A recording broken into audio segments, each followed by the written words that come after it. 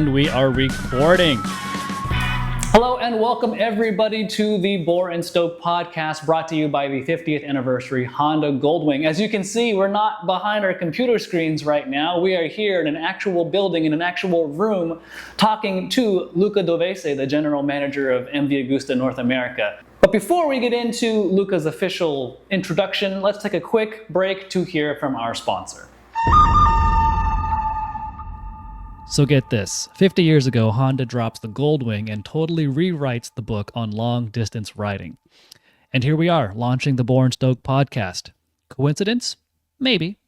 But we like to think great things start with bold moves, so maybe in 50 years we'll be celebrating our podcast anniversary, just like Honda is celebrating the Goldwings. Brought to you by Honda Power Sports, this episode is powered by the 50th anniversary Goldwing. If you're going to ride something legendary. All right, welcome back everybody. This is a very special episode. One, because again, we're not behind a computer, but two, because we're here in person doing a real interview, and that's what makes these things fun. I really enjoy doing these podcasts and these interviews. I do like them all, but especially the ones with other people, because the story of motorcycling in whatever way it's told is always fun to tell. And for this episode, we're joined by someone at the helm of one of the most storied names in motorcycling. Luca Dovesi is the general manager of MV Agusta North America, like I just mentioned. And if you know anything about MV, you know it's a brand synonymous with Italian passion, with artistry, and with exclusivity. Luca's job is no small task at all. He's got to bring that heritage to a market as vast and competitive as North America, while making sure riders here feel the same emotional connection to MV Agusta as riders do in Italy and elsewhere in the world. So we're going to talk about the challenges and opportunities that come with leading such a legendary brand in the US and Mexico and Canada, the bike that excite him most, and where he sees MV Agusta here in this part of the world heading in the years to come. So with that, Luca, welcome to the podcast. Thank you, Troy. Appreciate that. Before we get started, bring us up to speed for those who don't know about the status of MV after the separation from KTM. It's out there in the news. We've posted about it on our site, but in case someone doesn't know, where do things stand now with MV and KTM? Sure. The official separation, if you may, was signed off on the 9th of July this year, but it started way before, which gave us enough time together with KTM management to decide and plan the transition out. A transition phase that will most likely end at the end of the year, towards the end of the year. So until the 31st of December, we are still full-time partners and talking to each other, okay, working together in the market, but also in US market, but also in Europe, okay, to making sure that the two companies separate ways in the proper manners. So you will still hear and see us together until the end of the year. Then by the 1st of January, the two companies, especially MV, will be fully independent on its own with operations, people, systems, services, everything. What would be, what are the phases of that separation? What does that look like? From let's say a technical management point of view, right now we are making sure that the legality part, it's all good, legal first, sure, as always. Always, yeah. That's always, so always something to learn about that, especially from me. And after that, we will jump into more the system side of it, making sure that the diagnostic on our bikes, it's aligned with the new system that we are about to roll out. The final stage will be the last people that will have to, decide which side to go, and right, the subsidiary level, etc., etc. And I think the final steps will be making sure that parts and products worldwide, they are in the right warehouse at the right position with the right system to move the products. Right. So there are some stages we're going through. But as far as the overall operation of MV Agusta from a upper management situation, you're basically That is done. That is done. Yes, absolutely done. We got the new board of direction in Borector in Italy, and then for especially our subsidiary, it's done. So it's us. So people that you see here today. So from a management point of view, it's pretty clear, yes. Okay, fantastic. All right, so with that out of the way, let's get into some of the meat of our conversation here. You have a background with both KTM and Ducati in the Asian market, is that correct? Correct. So how did you end up in this current role here? And when you first came to North America, what surprised you most about the brand? So as you mentioned correctly, I started my career in the motorcycle industry in Ducati back in 2016 in Thailand, in the Thailand factory. Pretty amazing experience over there. I was more of a quality engineer, so a quality manager, so a very technical role over there, taking care of all the suppliers in Asia for the Ducati company globally. And from that, I had the opportunity to move into Singapore, city, a pretty astonishing and beautiful city. So I was super just happy there with over the that, summer, yeah. There you go. It's a beautiful city. I love that city. And I had this opportunity thanks to KTM. KTM was looking for a head of after sales. So, and I always wanted to transition a little bit out from a technical role into a more of a sales / front-facing role. And KTM gave me that chance. So it was 4 years with them in Asia. Super happy. We grew a lot over there. It was a pretty good moment to be with the company and with the people that actually follow us from Ducati as well. You know, the team that started with us in Ducati Thailand is the same team that you see today in MV Agusta. Wow. Most of it. So it's a pretty good transition. I wouldn't say good people takes good people with them. So I'm pretty happy to say that most of our team that work with us in Thailand and in Singapore is now working with MV Agusta, whether here or in the headquarters in Italy. So how did this opportunity come?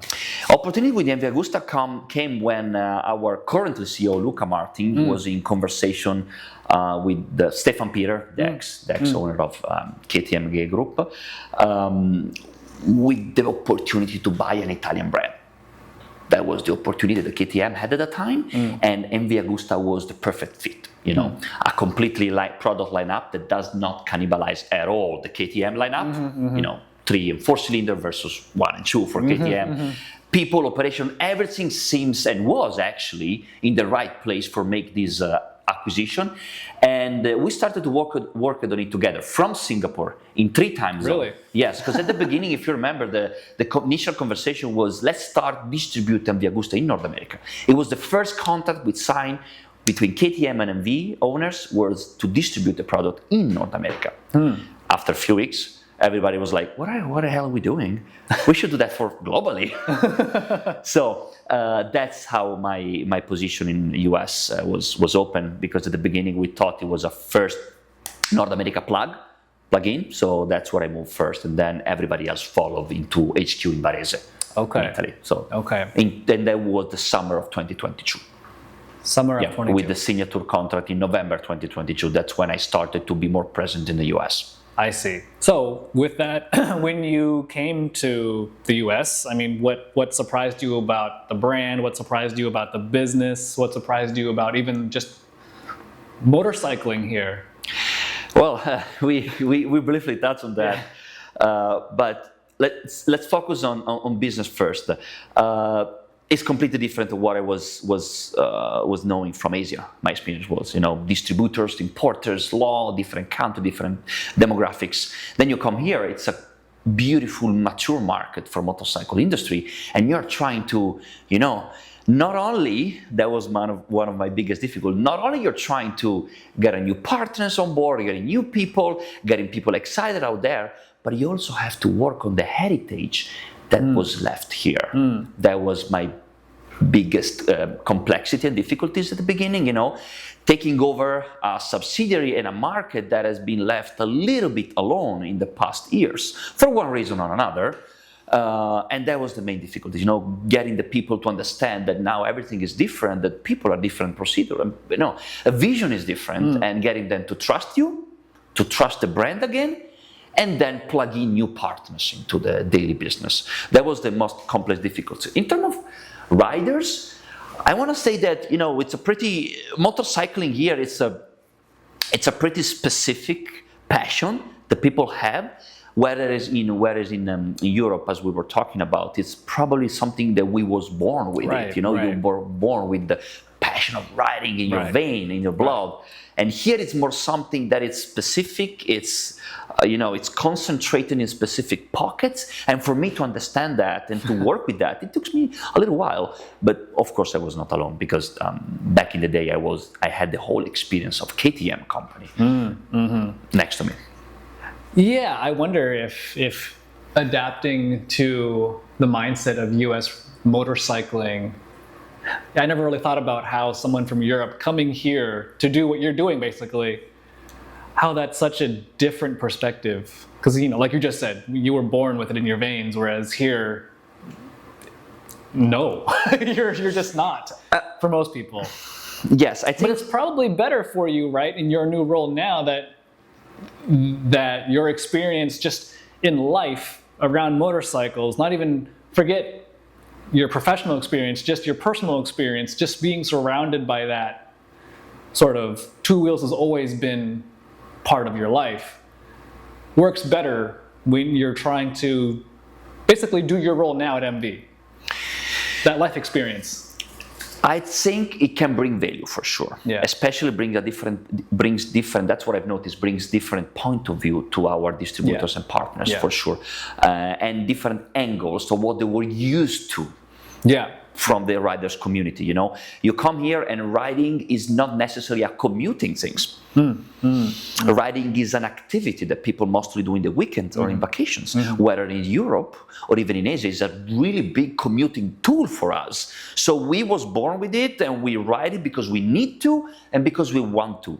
Here, people, they need to want to ride. It's a very small word different, but it means everything in any business that you're trying to develop in, because you need to go out there and convince the people, or to let know the people that, you're out there, they can have you, they can enjoy your product because they want to.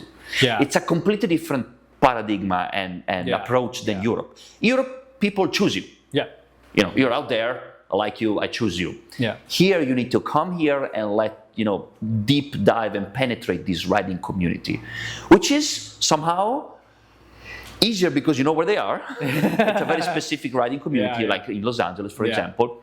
But on the other side is a mature riding community. So you want to softly get their hearts and mind to follow you. I have more questions to follow up with that, but we'll get to that in a minute. On a personal level, just when you came to the States, motorcycling aside for a minute, just what was a shock for you or a surprise for you? We're on camera. I can't be too direct. We can always edit this later. No.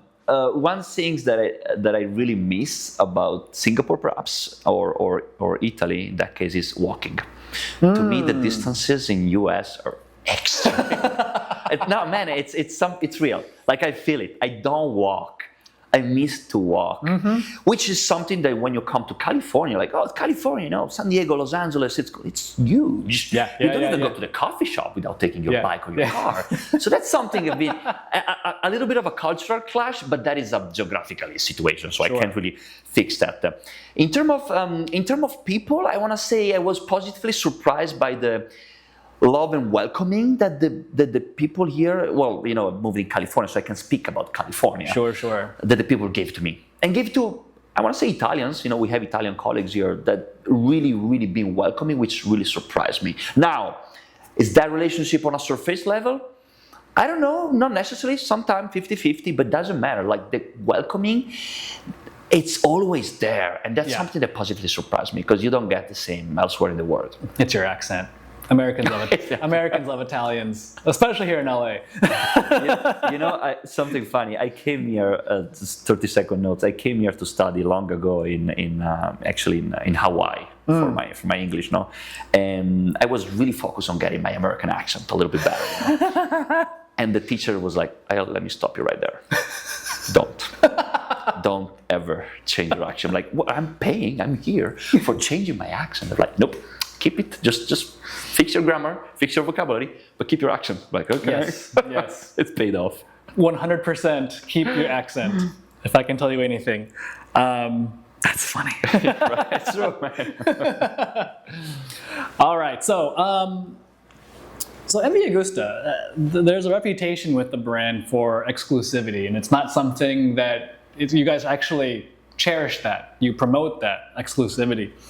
How do you balance that exclusivity with the need to grow the brand in a competitive market like North America, and especially now with kind of this uncertain economy that we're in, like right now? Right now. Yeah. I think we are in a place in the history where, thankfully, compared to other brands, economy and markets does not affect us too much. Because we serve certain type of customers, audience and clientele that are not thankfully affected by that.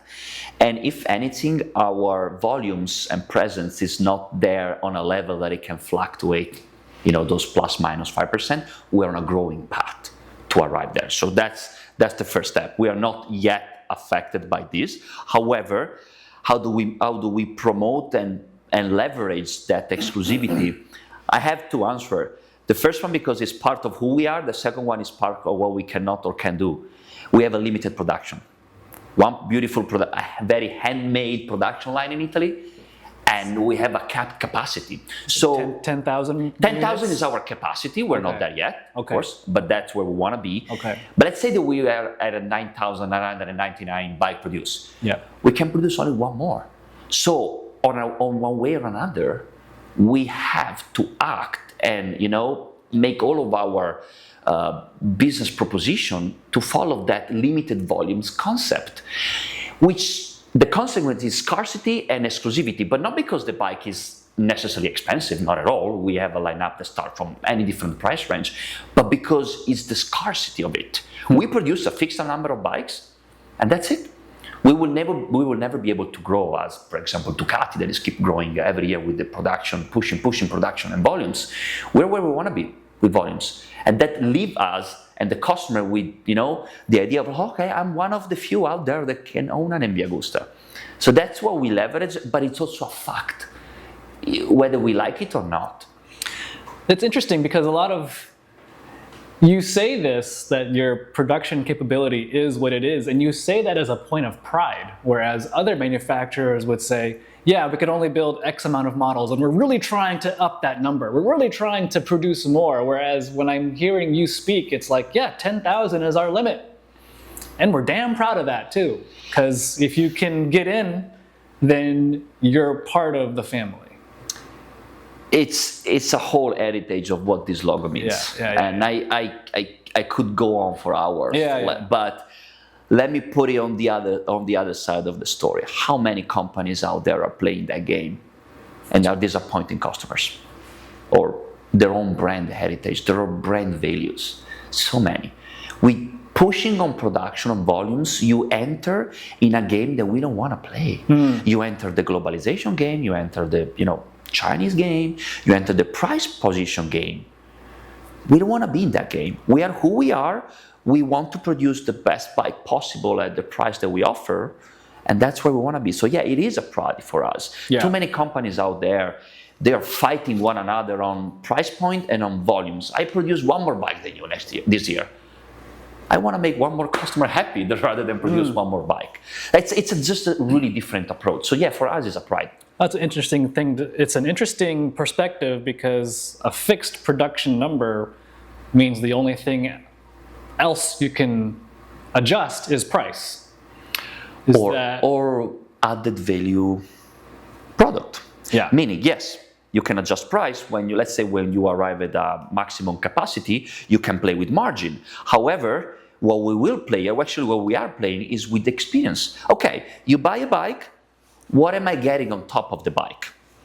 Whether it's a custom-made leather suit, an helmet, an experience, a ticket for the MotoGP or the museum, or there are many things that we are adding on top of our bike and product to increase the perception of the value of what you are buying. So, and that's where we will play with. We are, but we will even more.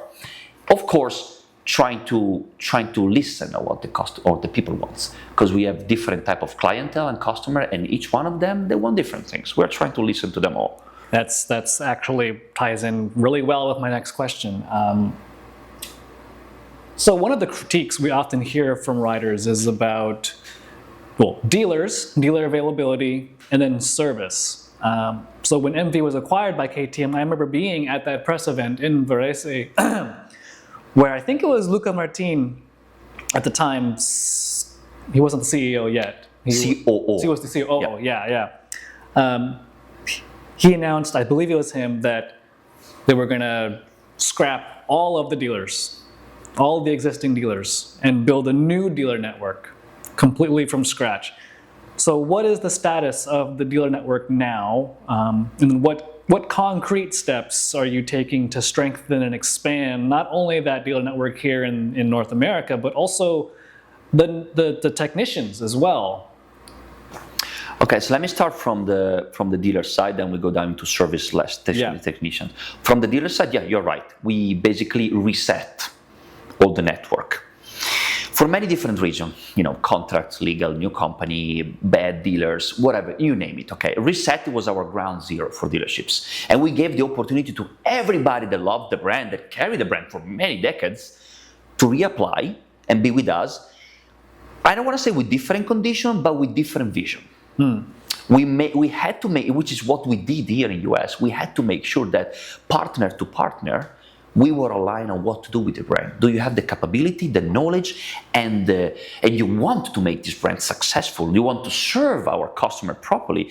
If we are aligned, there is nothing we cannot do out there. Some of them are like, no, right now I don't have, mind share for doing that. Okay, perfect. Let's talk next year.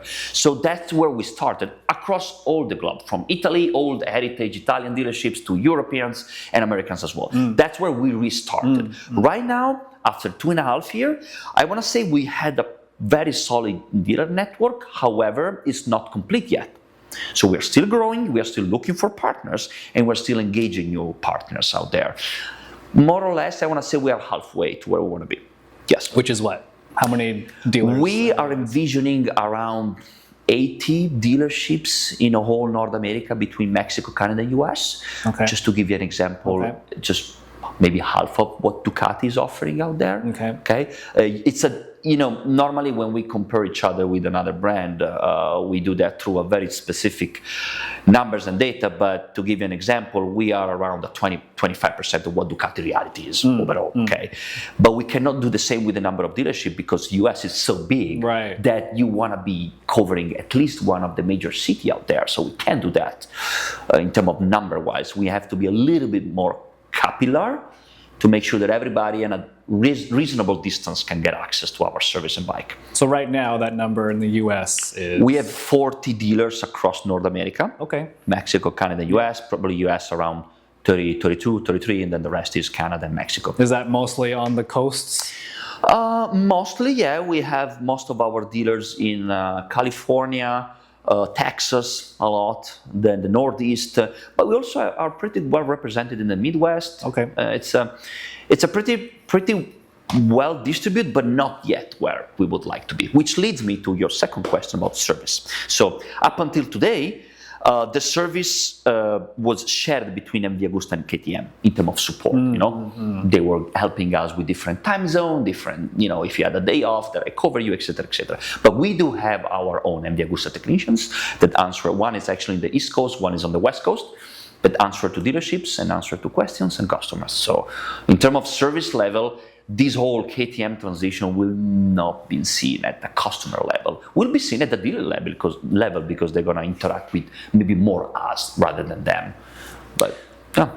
So to follow up with that, how do you reassure customers about parts? Parts has always been another point of contention, about nervousness about if I need a part for my MV, it's hard to get. How do you reassure those fears? I think the best, because we're proud of that, the best things to do is, I would say, go and ask your dealership if you can get a part, which the answer most likely will be yes. So that's a fact, which we bring thankfully to the KTM operation in the last 2.5 years, which are just carrying over. So nothing will change in terms of fulfillment rate of parts. That is something not a challenge, I encourage people to go and check at the dealership. Moving forward, what we're doing, I cannot disclose that yet, but we already signed a contract with a big global forwarding company, which will deliver, door-to-door air freight parts everywhere in the world in a very short amount of lead times. Today, we are still holding operation in the Ohio warehouse of KTM. So for North America, we supply parts and accessories from the Ohio warehouse, but soon we will centralize it to give the opportunity to the forwarder to deliver air freight door to door everywhere. So actually the lead time will be drastically improved, because with KTM we were under a big cluster of algorithms that tells you if it's a fast moving part, a crash part, we deliver by sea freight, and then we do the last mile by truck. We were under the KTM policy, of course, of how to manage the parts. Right now we are doing our own policy, which is nope, it's an order, it's a 5 to 7 days door to door. That's our goal. So there will be more announcement moving forward in the next months to give the people, to let know the people, and especially the dealership, how we will operate moving forward. You say within the next month, so are we talking like before the new year? Yeah, I think we will announce that before the new year, yeah. Okay. Yeah. There will be a lot of announcement in EICMA in 2020 this year. So, right. yeah. Of course, future Yeah, that's our future stuff you can't talk about. I can give a hint, but yeah, probably I'll wait for the... Go ahead. Give some hints. So going back, you've kind of touched on this already, but let's dive into it some more. Going back to the topic of exclusivity, if someone were to walk into a dealership today to buy their first MV Agusta, what kind of ownership experience would you want them to have?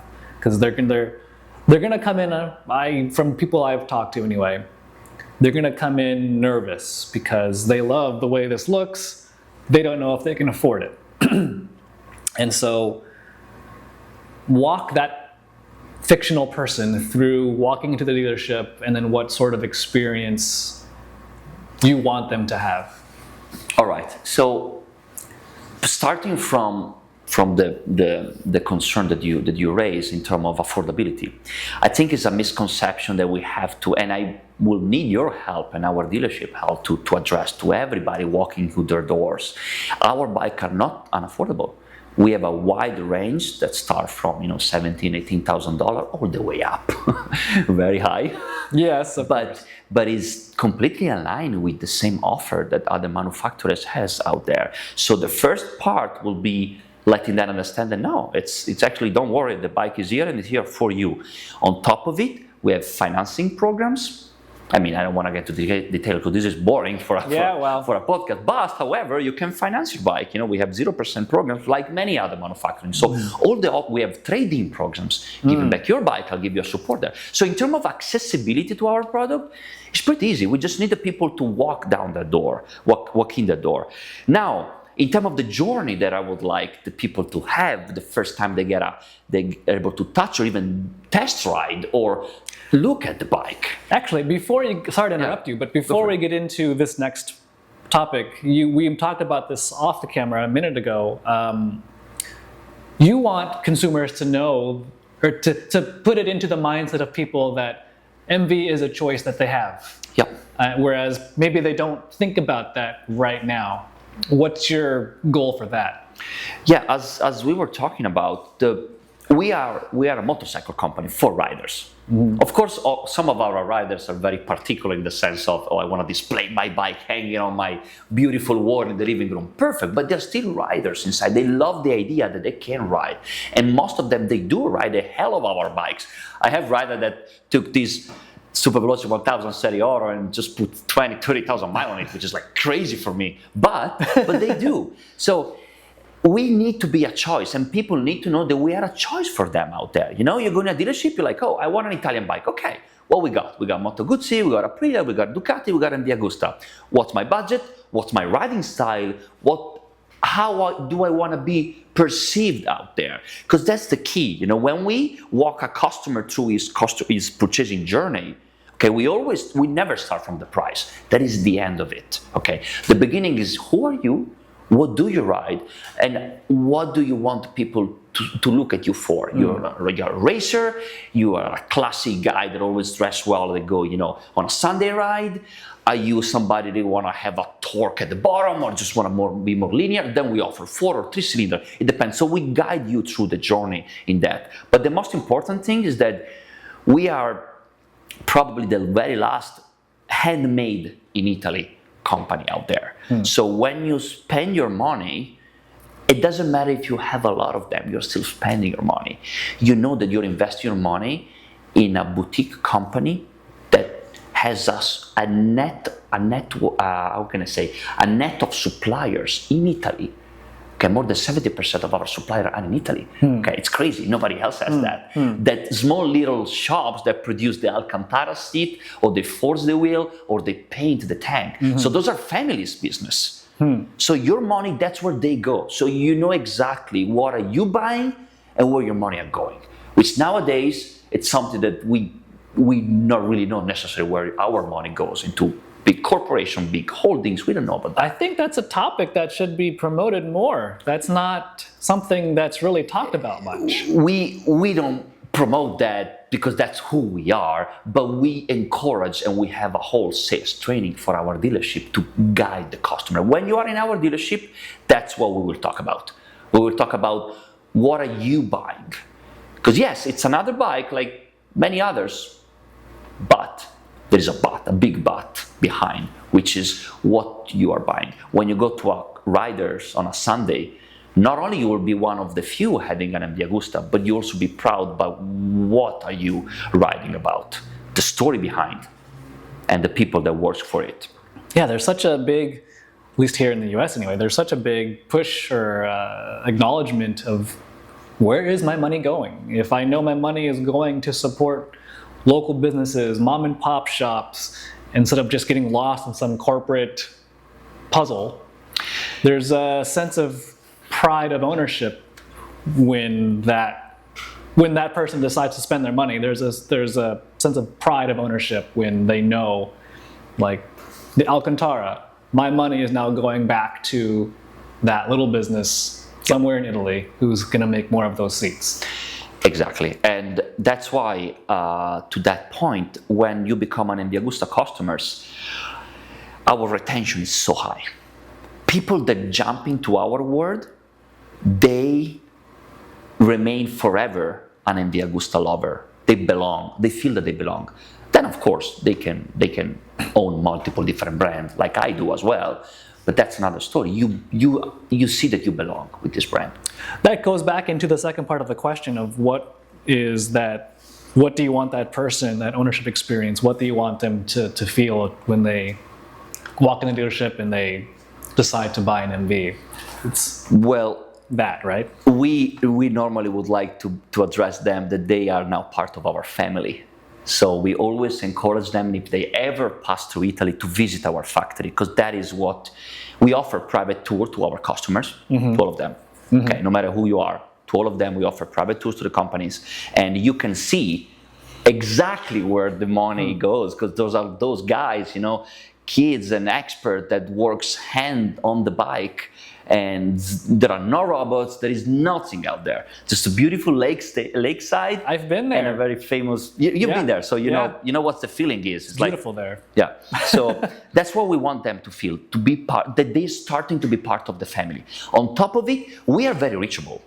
We're a very flat company, and we have a small operations and offices. So we, especially myself, I'm always available to people. They reach me out, they ask me for suggestions, they talk to our guys, and like, yeah, we're here. We're not a hidden, oh my God, big corps that I don't know where they are, I don't know what they do. No, we're here. So that's something that today has been a little bit lost, I think, with big corps and big volume making companies. The touch point with the manufacturers. That is something, and we don't want to remove anything from the dealership, but we want just to be an add-on top of that. So people know that if they want, they can find my email and send me an email, I reply. Some of them have my phone, maybe too much, but but we do that. Yeah. That's a big thing, right? Making the customer feel like they're not just some part of a puzzle, but part of a family. So very, very cool. Let's do a quick break to hear from our sponsor. Okay, quick break because we've got to talk about the Honda Goldwing. 5 decades in, and it's still the bike for taking on those bucket list rides in total comfort. Smooth power from that iconic flat 6 engine, plus all the storage, wind protection, and tech you could want. Whether you're crossing the country or just heading out for a long weekend, the Goldwing makes every mile count. Check out the 50th anniversary edition now at powersports.honda.com. Here's a good question. So brands like Ducati, brands like Triumph have carved out strong positions with both heritage and performance. How do you see MV Agusta differentiating itself amongst those other legacy brands? In terms of heritage, we are the company with the most heritage in Italy. In terms of number of championship and everything else in the motorsport history. So we will get back to build a new heritage, hopefully soon enough. Okay. Is that part of those things you can't tell me about right now? We will not talk about that at EICMA. However, there is a plan, there is a vision, okay, for this brand to come back strong in the motorsport, and we are doing that in Moto America, perhaps in the super sport class, okay. We are doing that in the World Superbike as well. We're doing that in local championship like the CIV in Italy championship, Germany championship. So we're doing that. But for the big game out there, we have a vision, and we will talk about that for sure in the years to come. In terms of product differentiation, I think we don't want to be necessarily better than anybody else. We want the people to understand why we have something that they don't. Let's talk about performances for once. Of course, our bikes are famous for performances. Do we have the highest number of horsepower out there? No. But I think 208 and 12, it's more than enough. How much do you need, right? No, after 160, probably it's all electronics. Right. So at the end of the day, that's okay. Now, is this bike gonna beat a Ducati V4 on a straight line top speed? Probably not. But do our customers need that? No. What do they need is a bike that they look at and it's the most beautiful they have in the garage, and it's also very rideable during the day. Because we took a lot of pride, especially encourage people to try our bike, how easy they are on a daily basis. Like there doesn't heat, they don't get warm. So overheat is a big problem of bike out there. Super comfortable. Suspensions, the ergonomics, it is comfortable. So that's why for me it's not talking about who has a better technology or specific. We gotta go down into each and every characteristic. Electronics, we offer electronics standard in all bikes. No, not any like, oh, did you have the quick shift or not? Every bike has quick shift, cornerings, Wi-Fi, Bluetooth integrations, you name it, all the biggest electronics. So again, we try to make our bike at a standard that the customer it checks box all the characteristics that I want in the bike. Now, is the fastest out there? Depend which one. Is the most comfortable out there? No, then you go for a touring bike. Yeah. It depends, but what is more important for us is listening to our customer, what they want, and then try to put that in a product. With that being said, MV Agusta, as you've been explaining all along, is known for its design and for its emotional appeal. So you specifically, what's the one MV Agusta that you look at and it just makes you smile every time? Okay, so mostly all of them, however, because I have them every day under my eyes, then after some while it becomes normal, no? Yeah. But it's not. I realize it's not normal having such a bike next to me. But personally, to me, I love the Rush. Really? Mamba. Yes, I bought it in May myself, so I have it in Italy. And man, it's just wow, every time I look at the bike. I was in July last month in Italy for having some ride on because I love to ride, of course. And you don't know how many people, even the police, stopped me just to say, what the hell is that? Like, can we take a picture? I'm like, yeah, as long as you don't write me a ticket, I'm good. Yeah, exactly. People stop you at the traffic, like shaking your hand, like, oh, sorry, sir, but congratulations, what is that bike? Like, which leads me to a question, like, you should know what is this bike, but I'm happy you don't, because let me talk about it. Right. So Rush, I want to say, is the bike that, because it's different. I don't know if you have it in your mind. What it's I've seen one. it's a pretty unique design, kind of Yeah. a hyper naked experiment that we give freedom to our designer, like just put some crazy stuff. It's very just It's bold polarizing, yeah. but it's a very beautiful polarizing Right. kind of bike. And just that those wheels on it too. Because that one next door in the room next door. That's a dragster. That's the dragster. That's the right. dragster, Yeah, yes. yeah. Okay. But- I have seen the Rush before. I do. It's kind of hazy in my memory, but I do remember thinking to myself, "Wow, that's a lot going on over there." Interesting. Okay. With that all being said, we've kind of touched on this already, but let's dig again. On the technology side of things, electrification and rider aids are becoming more common. Of course, every modern motorcycle these days has some form of electronics, but at least in the past, MV has gone its own direction, it seems, by not partnering with big names like Bosch and partnering with other partners on electronic software and ECUs and things like that. How is MV Agusta preparing for the next wave of technology while still staying true to its identity? And how do you see electric motorcycles in the broader MV Agusta picture? Okay, let me answer your first part, which was about big corporate electronic supplier. Right, we work most likely with Italian supplier. We have Innova, which is a company in Milano, which develop all of our electronics, which give us flexibility, a better reaction to problems, a better reaction to customization, and a better reaction to customer needs. That's one thing. Okay, so yes, you're right. We always follow our own little paths, trying to offering the same package of electronic perks that everybody else has out there. Now, our vision, I don't know how much that is obtainable, but is that electronic is not necessarily what we should offer as a selling proposition, like for our bike. We are trying. Look at our dashboard. Probably are the smallest one in the market, because we don't want it to ruin the line of the bike. Design for us is the most important. Okay, and electronics is becoming a little bit too much a part of the riding aid.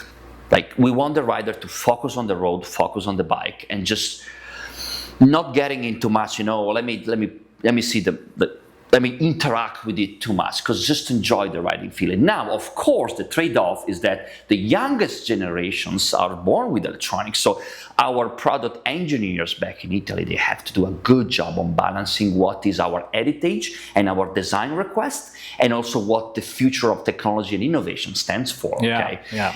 On that particular note, I don't see electrics as one of our not even topic moving in the next years, because that's not. We have seen that. We have seen people try that, company try that, and fail with that. It's inevitable, because we are not ready yet. Bikes are not ready for electrification. The technology is not ready yet. It's too heavy and it's too complex. If you park your bike downstairs, you don't have a garage. There are certain things that you cannot work with electrics yet, and it's not even what our customer wants. I would love to see MV Agusta, but that's my personal thoughts, not personal thinking. I would love to see MV Agusta as the very last brand out there to touch electrification, if possible.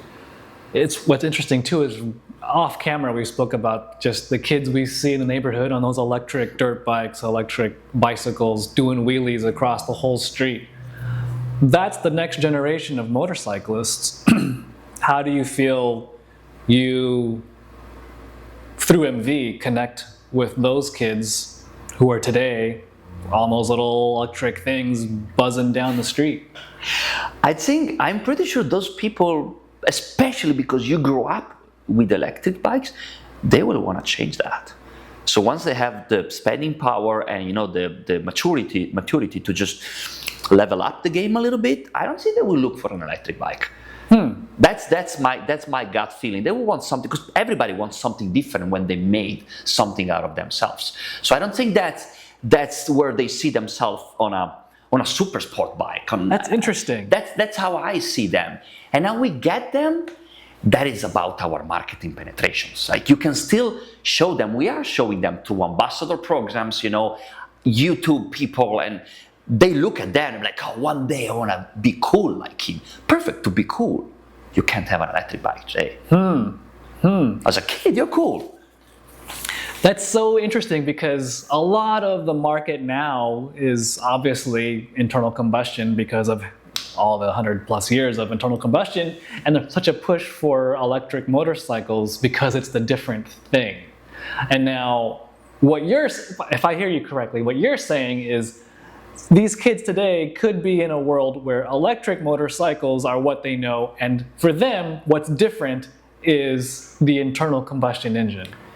So that's flipping the script completely on its head. Remember the movie Are You a Robot?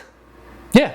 Yeah? When Will Smith take the MV Agusta out of the garage. I think it was the movie, right? And then it was like, this still has a gas tank? Like, yep, let me be cool. That word was electrified. So, to your point, being different is our key.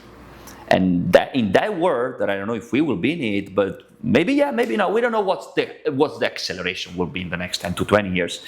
But we want to be the different part of every rider's life. So yes, God, if every motorcycles out there will be electric, I hope we can still ride ours in the street and people will choose that because it's different. That's really interesting. That's an interesting perspective too.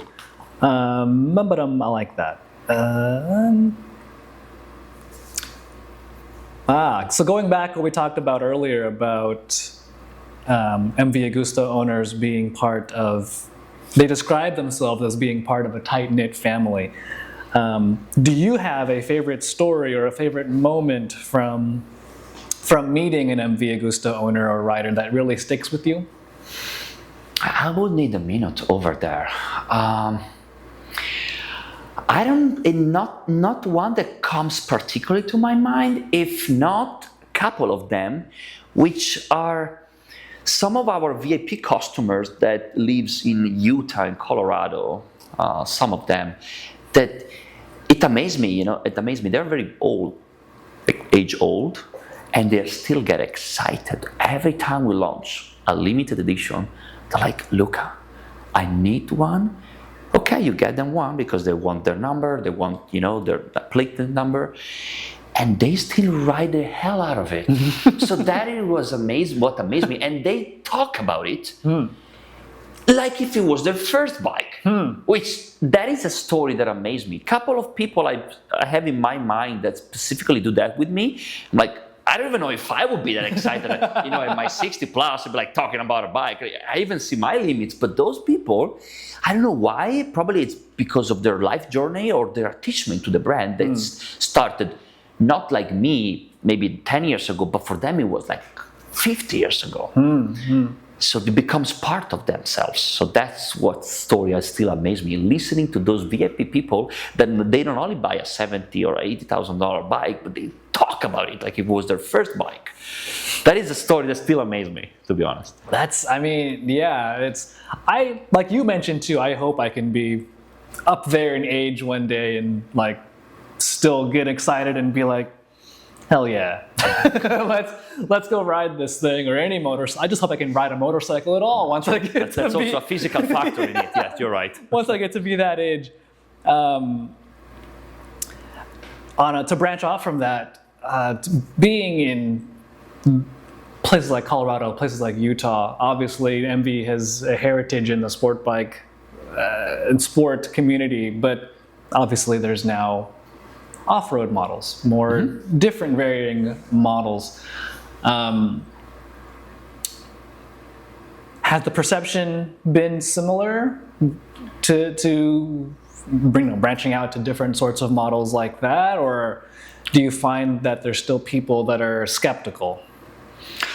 Well, in general, the riders nowadays it became a rider that can ride 360 degree in any type of soil. It can ride dirt, it can ride sport touring, it can ride a truck, okay, like myself, or maybe even you, like we ride any surface. So on that note, as a company, we should try to provide to all of them a little touch point on a product that it doesn't go too much off what is our heritage. We did that introducing our Enduro Veloce model, okay? It's a max Enduro because it's a 21 inches, but a very sporty kind of a heart and characteristic to give those people a touch point with us, getting those adventure and enduro people the possibility, if they want, to take our brand, ride the hell out of it on a dirt road or on a white road or on a touring experience. Okay, so yes, we want to touch those people, but we also don't want to go too much far off. Perhaps we're not going to jump in motocross. That's the question. We're not going to do that. That's not who we are. But transforming our sport touring into a maxi enduro touring, we stretched it, it's working, people like the product. Again, we are not yet a choice of them because we have to be there for years. We just launched our first adventure model, okay, last year. So, deal. Let's give it some years, the people knows it's a choice, they see the bike is extremely reliable. We give 5 years warranty to promote that the bike is extremely reliable. However, those community needs time to see the bike, to test it, to see the friends that owns it. It's a cultural thing, but we are there. And yes, to your point, we would like to try to get a little bit more customer out there that are not the typical MV Agusta ones, but not forgetting who we are. So definitely we cannot get dirt. How does that work? Because we've been talking about the differences in Europe and in the US with rider perception. How does that work when you're trying to introduce a whole new category of motorcycle to the European market to, like you said, make them aware that they have another choice in the market? What's the difference doing that here in the States versus over in Europe? Does that make sense? Yeah, it does. As I say to you, in Europe there is a little bit an advantage because the heritage of the brand is so much more powerful and it's something that people talk about it more on a daily basis. So when you introduce a new segment, perhaps the adventure, it's a little bit better received than US. In US, again, mature market, so much choices out there from, made in Europe, made in US, made in China, products everywhere. So when we do that, first of all, we have to do that with calm. We cannot rush things. Launch the model, we make sure the price is right, we make sure that the availability, they can test ride it, they can feel, they can talk about it. We call a couple of medias and YouTubers to talk about the bike and explain to people what you can or cannot do with this product. And then we give it time. Because that's the key. Give the people time to see that, oh yeah, I'm an adventure rider and I would like to jump on MV Agusta because it's badass. Perfect. But we cannot force such a segment penetrations. We can facilitate that. Yeah, 100%. So it's pretty similar. It is pretty similar. They maybe start on a second gear, we start on first gear, but doesn't matter. Right. It's pretty similar, the launching of a new segment globally. The core of it is it just takes time. Yeah, it takes time. And we don't want to rush things, but the biggest part is that we want people to try it. Because test riding a bike, not only for our normal models, but especially a new segment, it will let the people talk about it. Oh my God, yes, that's my bike. That's what I want, and I can feel myself in it. Maybe not now, but tomorrow. Yeah. Good enough. Let them know that this bike is well developed, well designed, well functioning, performance-wise is what they want, and be their choice for the next bike purchase. Yeah, no, that's interesting because I've just wondered the differences in the markets in the US and Europe are so different that the strategy of how you do almost everything, you need two separate ones. But yeah, in the case of introducing a new segment to the people, it's... The new segment introduction can be pretty similar. The only difference is the price point. So, different companies do different price strategy in the markets, different markets. So you have to make sure that you are aligned with perhaps United States, and Italy does their job on Italy side. So it's pretty much similar. When we launch a new product or like a new model or whatever a new model comes, then it can be pretty much different because mid-segment naked riders community are very different across the oceans. So then yes, our marketing strategy most of the time is a little bit more, spin-off in and there. Same in Asia, same here, in terms of demographics as well. Like we've seen an increase, especially in Asia and also here, of women riding. We have seen a pretty grown community of women riding. So, which for us, it's amazing. Our bike has thanks to the electronic that you can adjust, and also the height of the bike, which is extremely accessible even for women. We take pride of it, and we are trying to develop even a little bit of a strategy out of it. Like we do once a year a woman's ride with the journalists and our media influencers, just to promote that yes, our bike are here, accessible, and we love to be a company that welcome everybody on this bike. Okay, so yes, it depends. The strategy vary from market to market. But that's also part of your homework when you're doing that. It is. That's part of the job. Moving on to some kind of business-related questions. So it's no secret MV Agusta has had its ups and downs financially over the years. What gives you confidence that the brand is now on a stable, long-term path in North America? Let me start globally first, because we are a consequence of the global business, if you may, also. Of course. So the confidence that I have on my company and on the global scale of the businesses came from three things: people, product, and distributions. Those are the key, okay, of every successful company.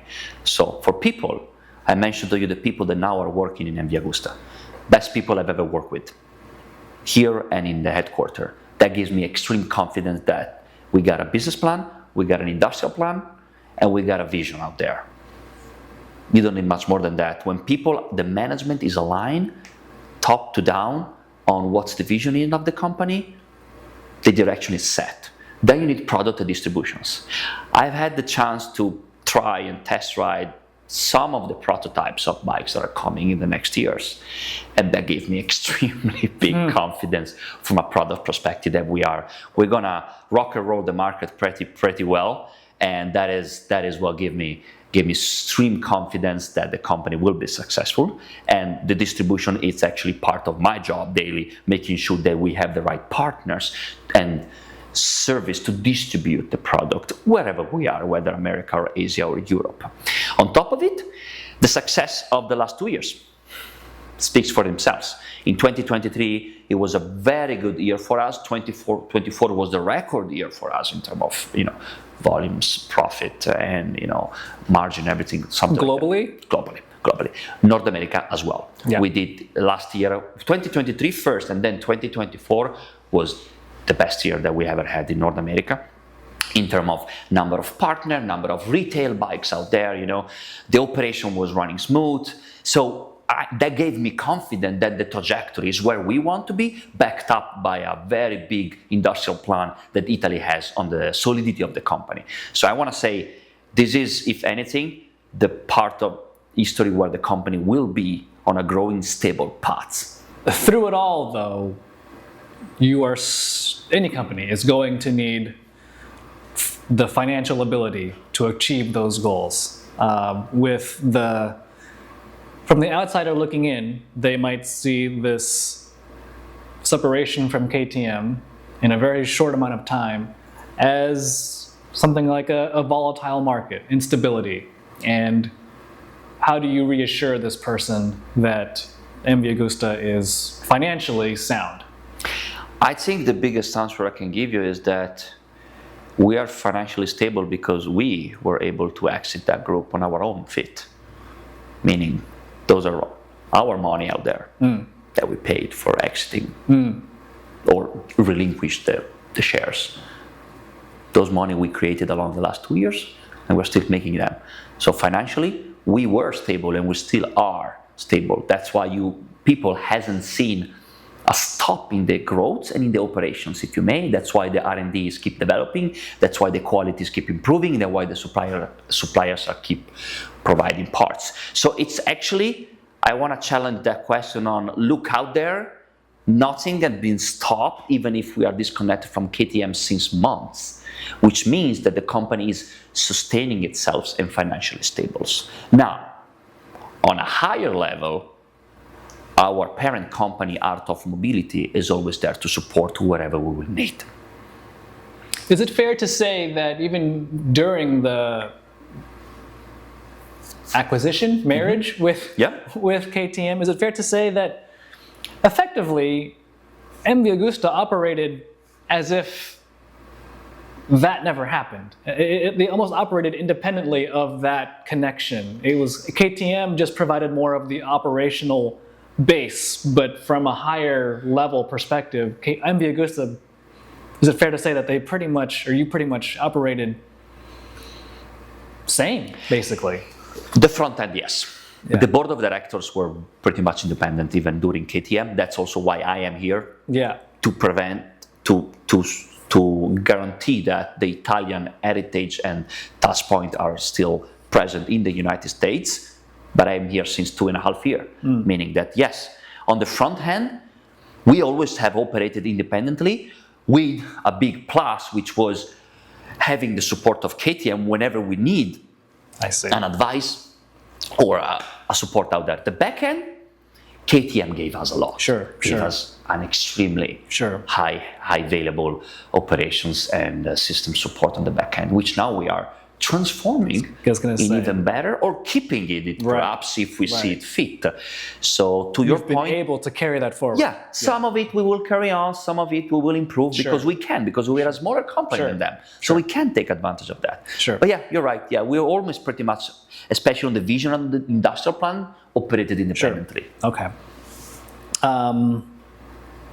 Luca, we've reached the end. I have one more question. Go for it. I'm afraid. No, don't be afraid. Don't be afraid. I was going to ask a stupid question, but go for it, please. I love to give stupid answers. That's my second to last question. Anyway, tell me. Looking into the future, 5 years from now, or longer, when someone mentions MV Agusta in the US, what do you hope they'll say about the brand? I hope that they will say that we are a very good brand to do business with and to own. In terms of B2B, what I say to our partner is that we want to be the best brand you have in your dealership and easy to work with. Not necessarily the brand that makes you the richest person out there or the biggest volume maker. We're not. But I want, and that's how we are building the operation in North America, to be a simple and easy brand to work with. Because, we are small and we also want to keep things simple. So most of our dealers will say, yeah, I love to work with the guys because they're easy, they're straightforward, and they listen. So that's something I would like us to be remembered, let me put it that way. The company that listened and was easy to work with. On the consumer side, instead, I want that when you say that question, they're just going to do a big smile and be like, oh, I still have goosebumps when I ride the bike like the first time. So I hope we were still bringing great product into the market at the right time with the right service to people still enjoy the very quintessential of the handcrafted made in Italy products. A lot of what you just said that answers this question of 5 years, 10 years down the line, a lot of that answer is your responsibility today. Is that correct? Yes, that's my vision today. Is not going to change, and that's what we are doing. It takes time because we need, again, takes time on doing everything. But we have a very clear vision of where we want to be, and I think I'm pretty sure I will still be here in that period. So that's my answer to you. All right. With the business questions out of the way, let's get to some fun questions here. Go for it. Let's not test your knowledge of the US, but let's ask some American questions here. Oh my God. Cheeseburger or hot dogs?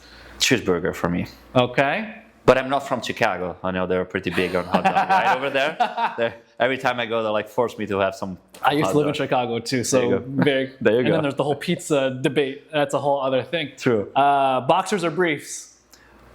Repeat that. You see? Repeat that. Was that? Am I teaching you some new American slang? So boxers or briefs? Underwear. Or nothing. On commando. I know that one. I choose on command all the time. Good for you. Gotta get some airflow in there. But Italian would choose I would say the Italian would choose the slipper. How you call it? The Speedo. the speedo. But I'm a boxer guy, so yeah. You are acclimated to the U.S. Good Yeah, for I am you. acclimating. Yeah.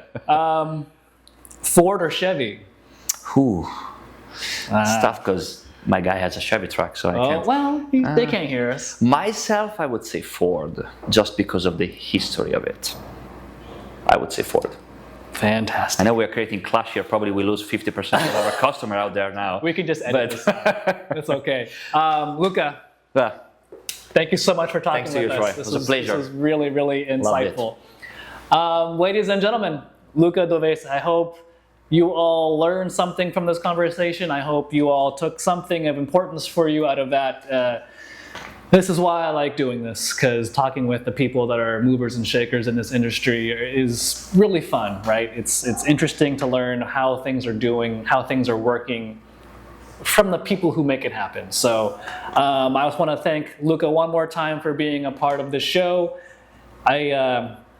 I truly enjoyed this, so thank you. Me too. Thank you very much. I appreciate it. And I want to thank you guys for watching this episode, or if you're just listening to this on Spotify or watching it on YouTube, whatever the case may be. Thank you for taking the time to listen. If you are listening to this on Spotify or on Apple Music, please leave us a rating or a comment. It really helps us on the algorithm side of things. YouTube as well. If you're watching this on YouTube as well, like, comment, subscribe, all that good stuff. Yeah, and that's it for this episode of the Bore and Stoke podcast, brought to you by the 50th anniversary Honda Goldwing. Stay tuned for the next one. And as always, everybody, ride safe, and we'll see you later. That's it for this episode of Bore and Stoke, brought to you by Honda Powersports and the 50th anniversary Goldwing. Can you believe it? That's 5 decades of chasing horizons, collecting stories, and setting the bar for comfort and performance. So whether you're thinking about big miles or just big weekends, if you're gonna ride something legendary. Discover the 50th anniversary Goldwing today at powersports.honda.com.